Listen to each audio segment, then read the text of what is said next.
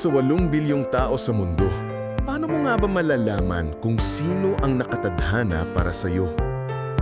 Minsan, nakakasalubong mo na pala siya o baka nasa paligid lang.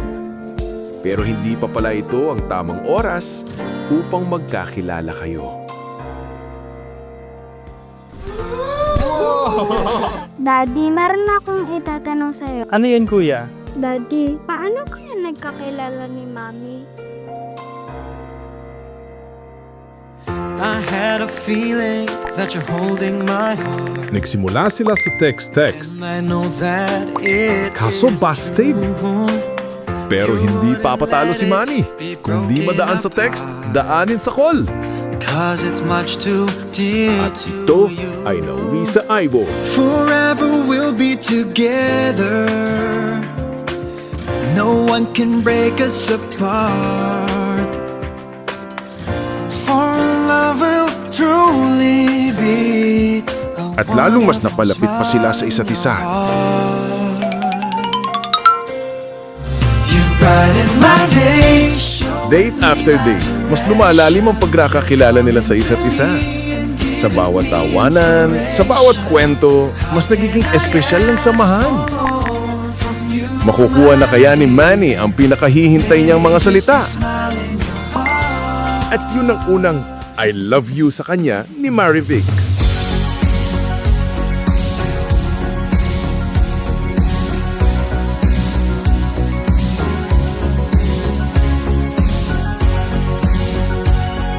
Umibay ang kanilang relasyon habang sabay nilang hinaharap ang buhay hanggang sa naabot nila ang kanilang mga pangarap bilang doktor at bilang engineer.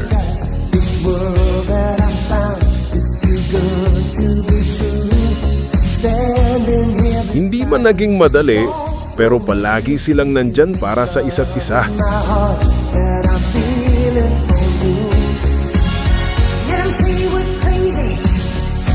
Sa 8 bilyong tao sa mundo, may isang nakalaan para sa iyo. Yung mamahalin ka ng buo, tatanggapin ka sa hirap at ginhawa, at mananatili hanggang dulo.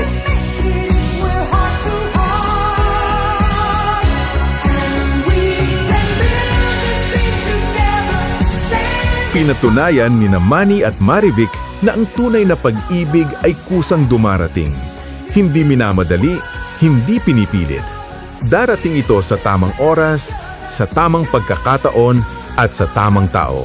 At kapag dumating na, mananatili itong matibay at totoo.